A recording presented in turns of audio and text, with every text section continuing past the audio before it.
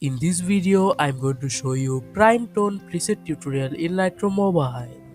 You can download this preset for free via the link in the description, but before that, the file is protected by a password. If you want to know what the password is, you have to watch the full video. The password is given in the video. Okay, let's start the tutorial.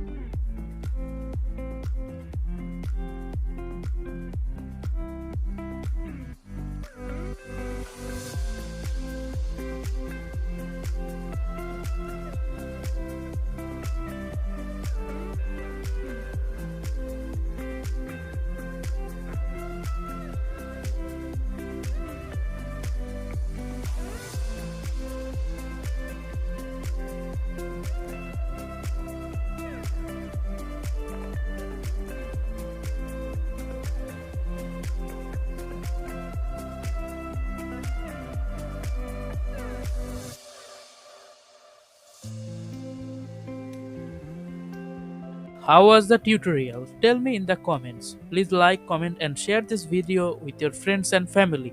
Also, please subscribe and don't forget to click the bell icon for more videos.